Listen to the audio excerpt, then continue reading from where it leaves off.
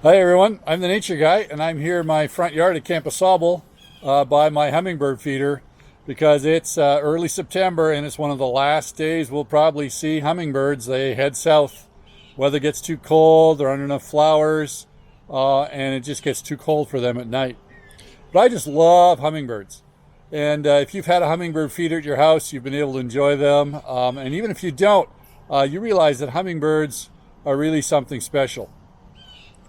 So it turns out that hummers can survive at night only because they go into torpor. Now, torpor is like hibernation for just one night. Basically, they find a place to roost. They clamp on with their little short legs and feet onto a little branch, and then they go unconscious. This helps them preserve energy reserves. They're so small they can't store up much fat and make it through the cold night. So they go into this torpor.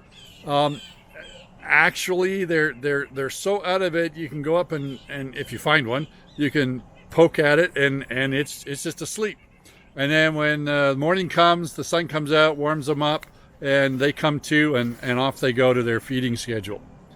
I'm going to show you some pictures of some hummingbirds I've been able to photograph. They're really incredible. More in the west of North America. In fact, east of the Mississippi, there's really just the ruby-throated hummingbird, like the ones that come to our feeder. Occasionally you'll get a lost rufous or something else that kind of gets lost. But in terms of breeding, we just have the ruby-throated hummingbird. West of the Mississippi River and up into the mountains, there are lots of hummingbirds, and it's not unreal to see 10, 12, 15 species of hummingbirds at one feeding station at the right time of year. So let's take a trip and see what we can find. So if you go to Texas, you might see a buff-bellied hummingbird. Or if you go to Arizona, there's lots of different types down there, like the Anna's hummingbird.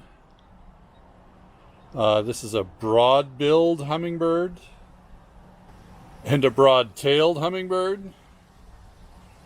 And this is just an incredible one. This is the Rivole's hummingbird. It used to be called the magnificent hummingbird, and you can see why. And if you're really lucky, a violet-crowned hummingbird, which is rare to see in the US. Or if you go even further south to Costa Rica, you could get a rufous-tailed hummingbird, or this crowned wood nymph, or a striped-throated hermit. Some hummingbirds don't have a lot of color. And a bronze plumetier, and probably my favorite, the purple-crowned fairy. Isn't that incredible? I've once heard that nature is the art of God. And certainly the hummingbirds have really been decorated. They're incredible birds. I hope you get to enjoy them just a little bit more before they head south for the winter. That's it for now.